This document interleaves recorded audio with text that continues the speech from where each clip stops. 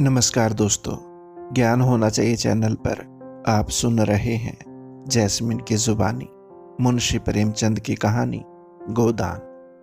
नमस्कार साथियों, ज्ञान होना चाहिए चैनल पे आप सभी का बहुत बहुत हार्दिक अभिनंदन है। प्रेमचंद जी की जो कहानी आज मैं आपके सामने लेके आई हूँ उसका शीर्षक है गोदान।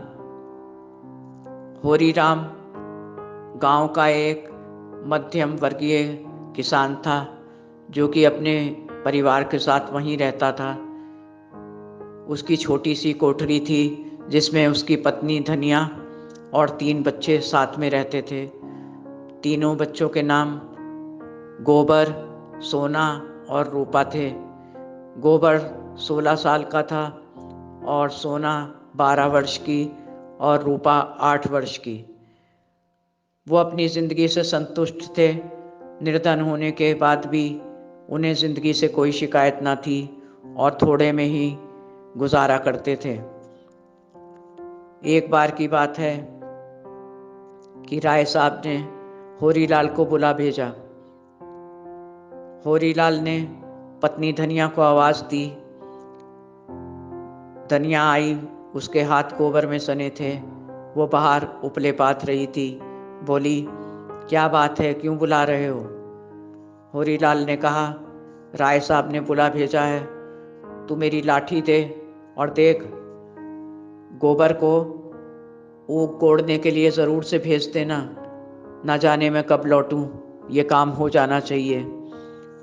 और मेरी लाठी दे, मैं जाऊं, राय साहब इंतज़ार कर रहे होंगे। पत्नी धनिया ने कहा, कुछ खाते पीते तो जाओ, ऐसे ही जा रहे हो? वो बोला कि नहीं, मुझे देर हो जाएगी, फिर कई घंटे इंतज़ार करना पड़ेगा। धनिया बोली, कह रहे इसीलिए तो कह रही हूँ, भूखे प्यासे रहोगे तो काम में जीना लगेगा, इसलिए खा के जाओ कुछ ना कुछ। होरीलाल झल्ला गया, कहने लगा, तू समझती क्यों नहीं? मेरे काम में टांग ना अड़ा, ला मेरी लाठी ला, मैं चलूं। तुम लोग को यही आदत होती है कि अगर कोई बात बता दो तो जोर ज़बरदस्ती करने लगती हो।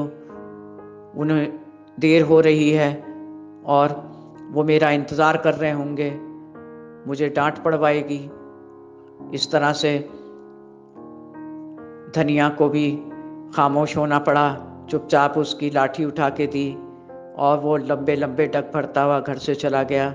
धनिया उसे जाता हुआ देखती रही और फिर किवाड़ा बंद करके वापस आ गई। धनिया 36 वर्ष की औरत थी, ज़्यादा उम्र नहीं थी, लेकिन फिर भी उसके सारे बाल सफ़ेद थे और चेहरे पे झुर्रियाँ थीं और वक्त से पहले ही बूढ़ी नज़र आती थी। जिंदगी में उसे कोई सुख ना मिला था, इसकी गवाही उसकी जर्जर काया दे रही थी।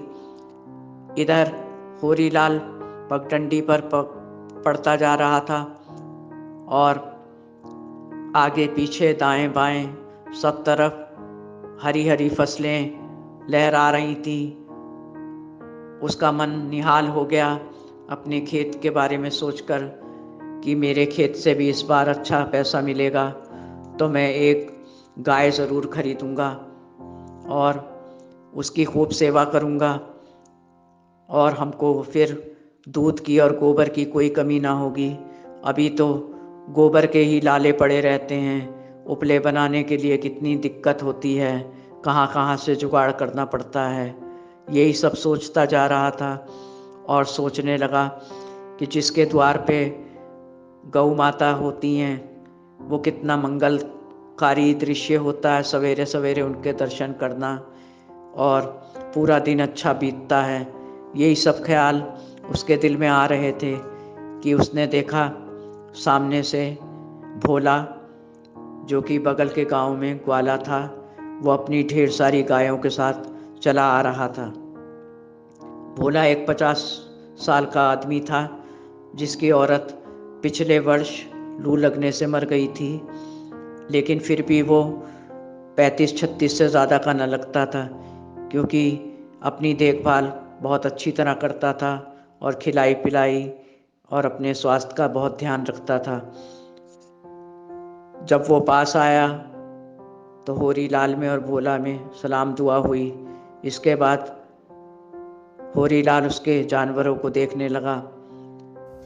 दोस्तों, आप सुन रहे हैं जैस्मिन की आवाज में मुंशी प्रेमचंद की कहानी गोदान।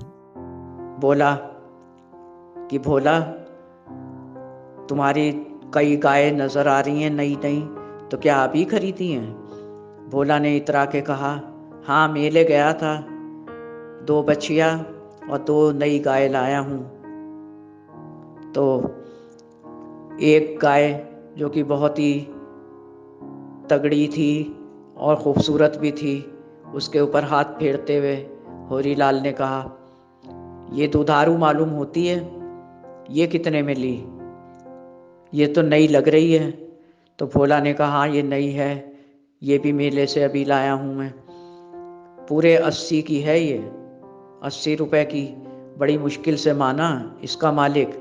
बहुत मैं गिड़गिड़ाया तब, और 1 पैसा कम करने के लिए तैयार नहीं था, लेकिन मैंने हाथ पैर जोड़े तो 80 पे राजी हो गया। दोनों में दूसरी बातें होने लगी, लेकिन होरी लाल का पूरा ध्यान उसी गाय पे लगा था। वो बोला कि भोला, तू अपनी दूसरी शादी क्यों नहीं कर लेता? अभी तो तू 35-36 का लगता है। तो भोला ने कहा, कह रहे मैं 50 का हूँ, मुझसे कौन शादी करेगा? होरी लाल बोला, अगर तू कहे तो मैं कहीं बात चलाऊं। उसने लापरवाही से जवाब दिया। भोला बोला, अरे जब भगवान को मंजूर होगा तो मेरा भी घर बस जाएगा। और भोला उसकी निगाहें देख रहा था कि वो उसी गाय को देखे जा रहा था। उसने उसकी मंशा तड़के कहा कि अगर तुझे ये जानवर पसंद है, ये गाय पसंद है, तो चल तू इसे ले जा। तू भी क्या याद करेगा किससे पाला पड़ा है। होरी लाल दिल में खुश तो हुआ, लेकिन अगले ही पल घबरा गया। भोला से बोला कि अरे भोला, मैं गरीब आदमी हूँ, मैं कहाँ से 80 रुपए लाऊंगा? और फिर तू वो अपना मुनाफा भी तो लेगा, पैसे बढ़ा के लेगा, मैं कहाँ से इतना पैसा दूंगा? तो भोला ने कहा, बाद में दे देना, तू ले जा इसे। दोनों बातचीत करने लगे। तो होरी लाल ने सोचा कि जब ये देने के लिए तैयार है तो कुछ ना कुछ जुगत भिड़ानी पड़ेगी। फिर वो बोला कि भोला देख, मेरे पास कोठरी में बहुत सा भूसा भरा हुआ है, अगर तू वो भूसा ले ले और बदले में मुझे ये गाय दे दे तो कैसा रहेगा? भोला राजी हो गया, लेकिन अगले ही पल बोला कि अरे अगर मैं तेरा भूसा ले लूँगा तो तेरे बैल भूखे न मर जाएंगे। तो होरी लाल ने कहा, तू इसकी चिंता ना कर, मैं जुगाड़ कर लूँगा, तू सौदा बता कि सही है कि नहीं। भोला ने कहा कि अच्छा ये बता कि मैं भूसा कब उठवा लूँ तेरी कोठरी से। तो होरी लाल बोला कि अभी तो राय साहब के पास जा रहा हूँ, लौट के तेरे घर आता हूँ, फिर वहीं बात करते हैं। तो भोला ने कहा, ये गाय लेता जा। तो होरी लाल ने कहा कि राय साहब के पास से लौट के सब कुछ मामले तय करेंगे, अभी मैं वहाँ जाता हूँ। इस तरह से बातचीत पूरी करके दोनों अपने अपने घर चले गए। फिर होरी लाल राय साहब की ड्योढ़ी तक पहुंचा और उनका इंतज़ार करने लगा। थोड़ी देर में देखा कि राय साहब सामने से चले आ रहे हैं। राय साहब ने होरी को देखा तो उसके कंधे पर हाथ रख के बोले कि अरे होरी लाल, मैं तो तुझे ही ढूंढ रहा था, तेरे घर अभी किसी को भेजने वाला था। चला उधर बैठते हैं पेड़ के नीचे, वहीं पूरी बात करते हैं। पेड़ के नीचे कुर्सी डाल के राय साहब बैठ गए और होरी लाल उनके पैर के पास नीचे बैठ गया। दोनों बातचीत करने लगे। राय साहब ने कहा कि होरी लाल, इस बार तुझे ड्रामे में एक माली का रोल दिया जा रहा है, तू करेगा? तो होरी लाल ने हाँ में गर्दन हिला दी। आगे राय साहब बोले कि राजा जनक का माली तुझे बनना है, और जब सीता माता मंदिर में पूजा के लिए जाएंगी तो तू राह में एक गुलदस्ता लेके खड़े रहना, और जब वो तेरे पास से निकलें तो वो गुलदस्ता उनको भेंट कर देना और उनको प्रणाम करके कहना कि ये शगुन के लिए है, इसलिए मैं आपको भेंट कर रहा हूँ। बस तेरा इतना ही रोल है, तू कर पाएगा? दोस्तों, आप सुन रहे हैं जैस्मिन की जुबानी, मुंशी प्रेमचंद की कहानी गोदान। तो होरीलाल ने कहा, जी मालिक, बिल्कुल मैं कर लूँगा, क्योंकि वो अक्सर ही हर साल कुछ ना कुछ रोल करता था ड्रामों में, इसलिए उसके लिए कोई मुश्किल बात ना थी। फिर राय साहब उससे इधर उधर की बातें करने लगे। वो अक्सर होरीलाल से अपने घर परिवार की भी बातें शेयर कर लेते थे, क्योंकि उनको उस पर बहुत भरोसा था, और वो भी अच्छे दिल का मालिक था होरीलाल। वो भी बहुत दिलचस्पी से उनकी बातें सुनता और समाधान भी बताता। आज भी राय साहब ने उनसे कहा कि देखो होरीलाल, मेरी पत्नी को मरे हुए 10 साल हो गए, तब से मेरी इतनी बेकदरी है। मेरे पास कितने रिश्तेदार हैं घर में भी, और मेरे आसपास मकान लेके भी कई रिश्तेदार रहते हैं, लेकिन किसी को मेरी फ़िक्र नहीं है। जब से मेरी औरत मरी है तब से मेरी बहुत बेकदरी हो रही है, और किसी बात की किसी को मेरी फ़िक्र नहीं है। मैं बीमार पड़ा रहता हूँ, भूखा प्यासा रहता हूँ, थका मांदा रहता हूँ। मेरे ऊपर कोई मुसीबत आती है तो मेरा कोई देखने वाला नहीं रहता। इस पे ताज्जुब से होरीलाल ने कहा, अरे मालिक, आप लोग में, बड़े लोगों में भी ऐसा होता है? हम तो सोचते थे कि हम छोटे लोगों में ही ये बातें पाई जाती हैं।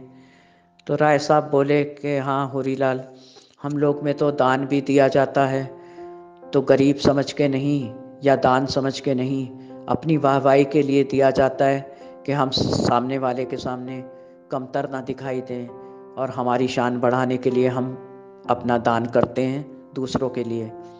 होरीलाल का मुंह खुला रह गया कि अरे, ये सब इतना आडंबर आप लोग में होता है।